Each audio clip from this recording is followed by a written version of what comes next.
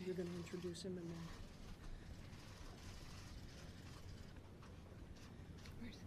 Just tell him to come up here. Yeah, I don't know what.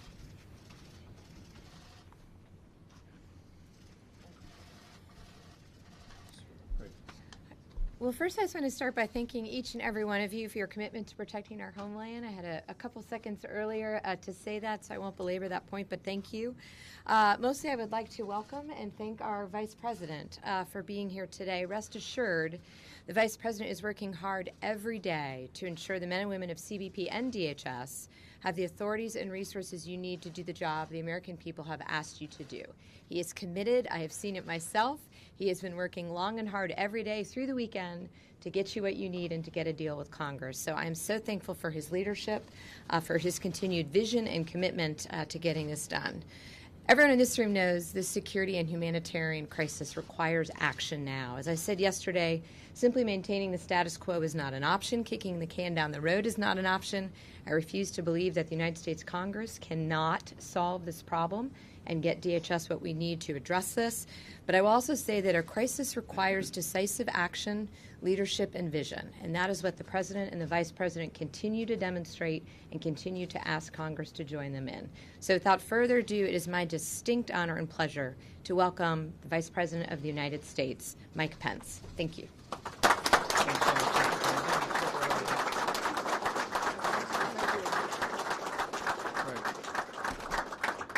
Well, thank you, Secretary Nielsen. Thank you for your great leadership, the Department of Homeland Security, to Commissioner McElleen, who is with us today, and to Chief Carla Provost.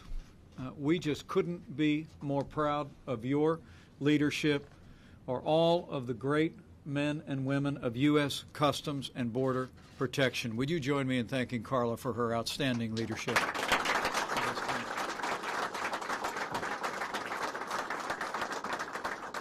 It's an honor to be with you today with all the men and women who represent some 60,000 employees all across this country, public servants all, the men and women of U.S. Customs and Border Protection. And it's a privilege to be able to address you at this momentous time.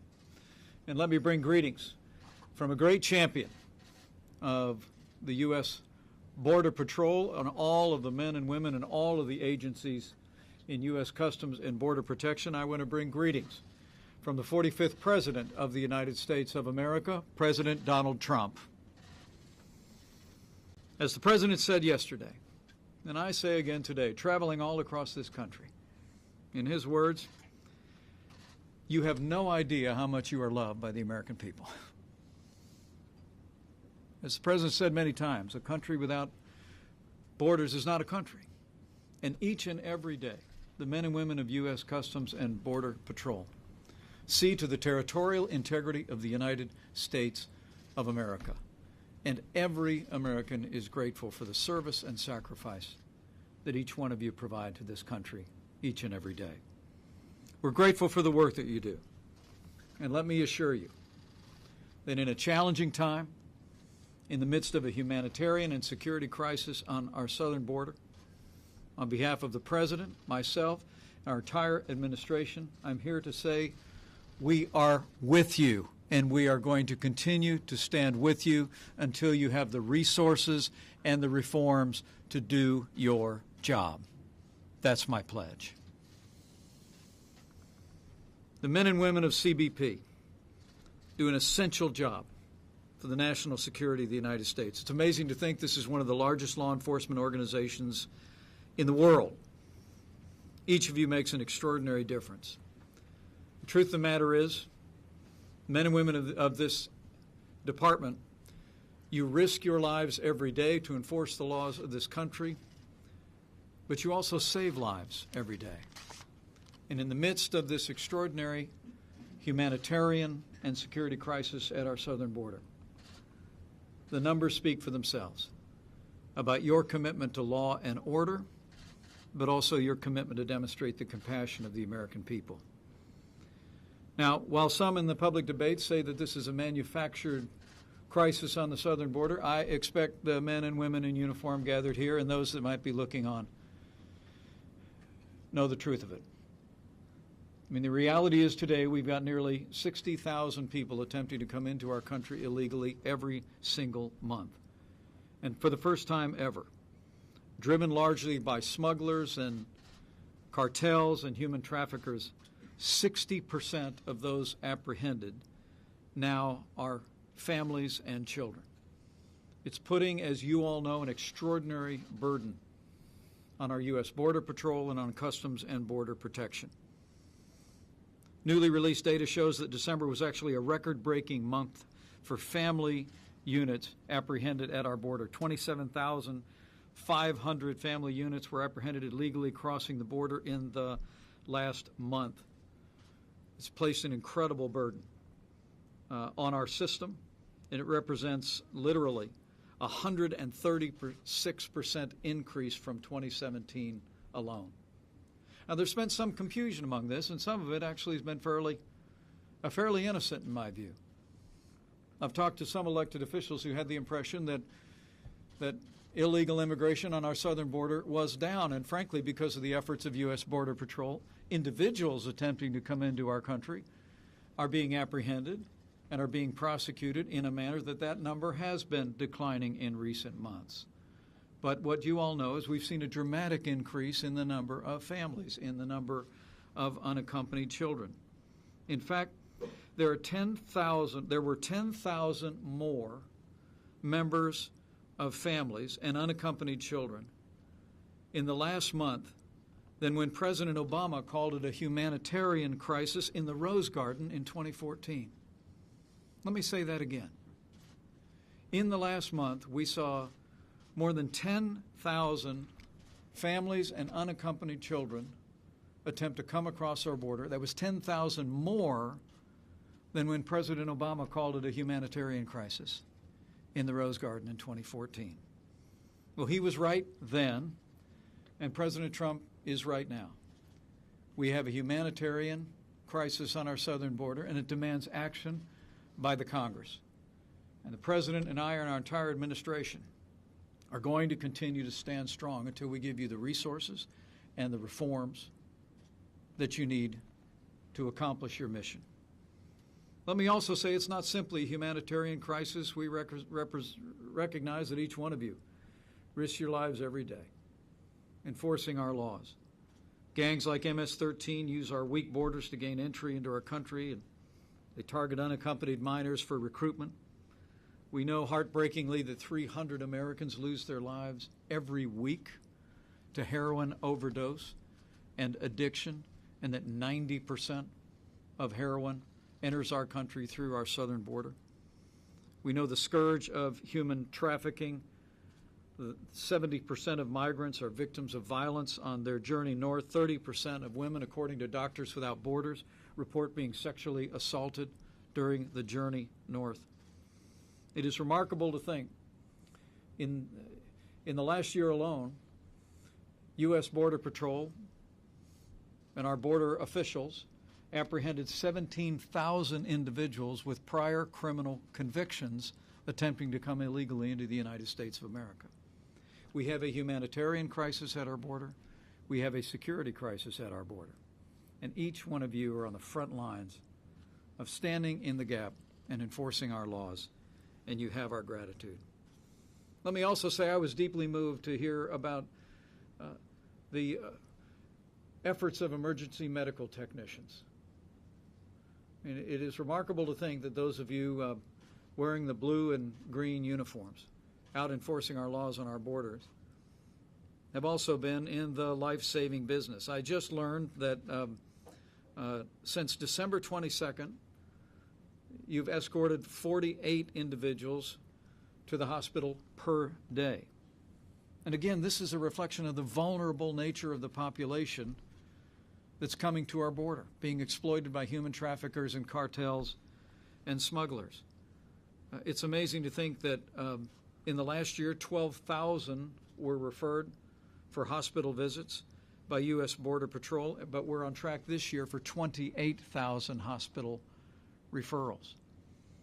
Now, that's a demonstration of the compassion of the American people. Our hearts broke when we all learned of the loss of life of two young Guatemalan children who were presented at our border very ill.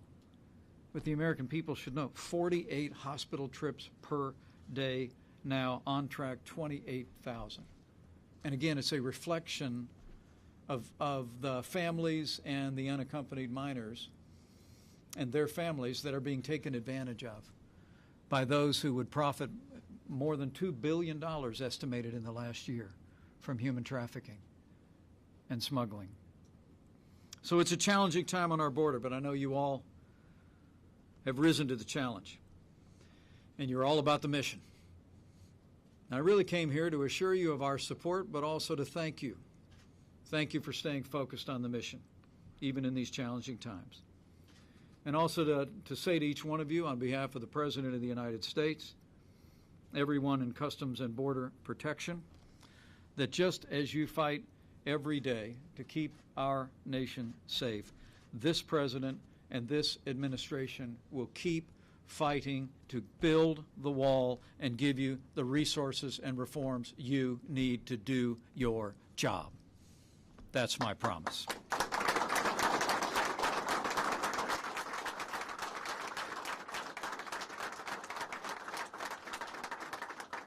We do it because it's the right thing to do. We do it because the facts of what's happening on our southern border speak for themselves.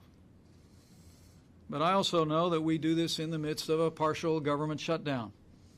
That's no doubt created anxiety for families that are gathered here today. And I want to assure you and your families that at President Trump's direction, we've taken steps to mitigate the impact of this partial government shutdown on you, on your families, and on the some 800,000 federal workers that are affected. We've made sure that tax refunds will be going out on schedule. We've made sure that food stamp benefits will go forward. And I'm also pleased to report to you that with the full support of the President of the United States, just moments ago, the House of Representatives passed legislation that will ensure that all the dedicated professionals at Customs and Border Protection and all of the agencies affected by this shutdown will be paid in full when the government reopens. Your families will get your paychecks. We're going to continue to work to end this shutdown. But I promise you we're going to continue to stand to give you the resources and the infrastructure that you tell us you need to do your job. And I want to thank all of you for staying on mission, and I want to thank you for your support. When I was putting my notes together to come over today, I came across a note from some members of the team down in Tucson. They sent me a note pointing out that while fellow agents were going to be impacted in their paychecks on a day like today, they still wanted me to know, and I quote, "We believe in what the President is doing, and we're behind you 100%. Now, that's the voice of a public servant. That's someone who's responded to a calling to advance a mission. And I know all of you standing here today, I can tell by the looks on your faces, share that same sentiment. I mean, the truth of the matter is, as the President visited McAllen, Texas yesterday at the border, he acknowledged then, I acknowledge now, you're incredible people. But we know you need help. We know we need a wall. We need a physical barrier in areas of our southern border. We know you need additional resources to meet the security and humanitarian challenges that you face with this rising tide of illegal immigration, so much comprised of families and unaccompanied minors, different than in days past. And we know you need reforms in the law that will take the enticements that human traffickers use to encourage families to take the long and dangerous journey up the peninsula to attempt to come into our country illegally. And we're going to continue to fight for all of those reforms. But in the midst of it, my word to each and every one of you is focus on the mission. I know here at U.S. Customs and Border Protection, you are all about the mission. and it is a long and storied tradition here. And I want to assure you that we're going to figure this thing out. The President wanted me to communicate to each and every one of you. We're going to get you the support that you need. We're going to build that wall. We're going to get the resources that you need to secure our border one way or another. That's our pledge to each and every one of you. We owe you nothing less, and more importantly, we owe the American people nothing less. But in the meantime, just keep doing what you do every day. Just keep making the American people proud. Just every bit as much as you make your families proud. And keep that incredible, heroic tradition of U.S. Customs and Border Protection. You know, there's a verse in the Bible that says we're surrounded by such a great cloud of witnesses. And as I came in today, I stopped for a minute to stop at the memorial of your silent partners at U.S. Customs and Border Protection. It's amazing to think in the nearly 95-year history of this agency, 127 have fallen in the line of duty. Fallen to protect the territorial integrity of the United States and to protect the American people. You are a part of a long and proud tradition. And I promise you, this President, his Vice President, our administration, the American people are with you. We are going to stand with you and give you the resources and reforms you need to accomplish your mission. So thank you. God bless you. And keep up the great work. It's an honor to be with you all.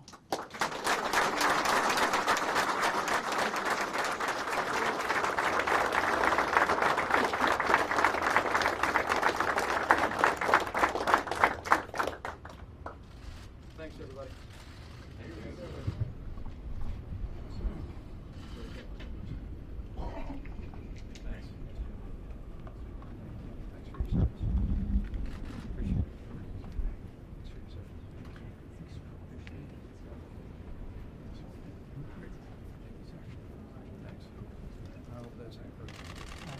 Good.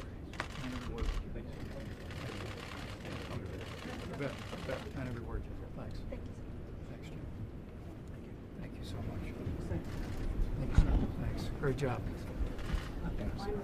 Thanks so much. Thank you. Thanks so much. Thank you. I hope those words are an encouragement to you. Yeah, hang in there. From Indiana, by the way. Where are you from? Down by around Jasper. So Oh, not far from where you grew up. Oh, awesome, yeah. Yeah, good. Tell everybody back home hi. Still go back quite a bit. Yeah. Mr. Vice President, thank you very much. Thank you. Thank you, sir. Great. Thanks again. Thanks. Great. Thank you, Mr. Vice President. Thanks for having me in. Great. Nobody will go on too long. Thank you, sir. Is that all right? Good. It's from the heart. We're with you. God bless you, sir. Thanks for holding her back up.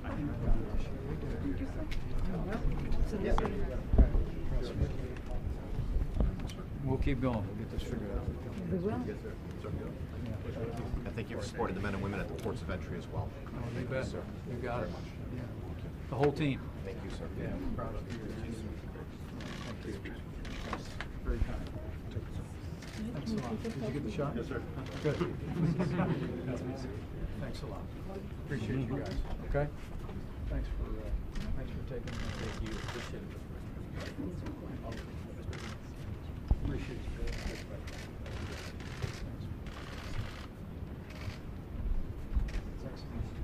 Thanks, sir. Thank you. Mr. Vice President, if I may, this is Eric Phillips. Now, all of these men and women are heroes. This gentleman, though, in 2012, when he was a firefight, after 3 individuals had been killed by the same, he took out the second for the same duty. He's won our highest award, the Youth Master of the Board.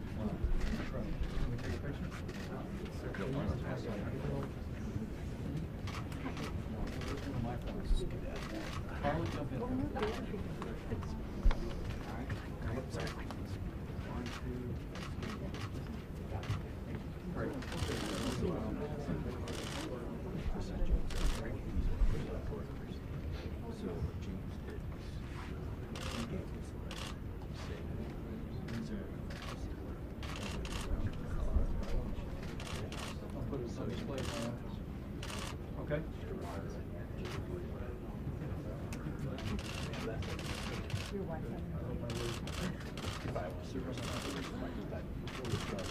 Thank you again.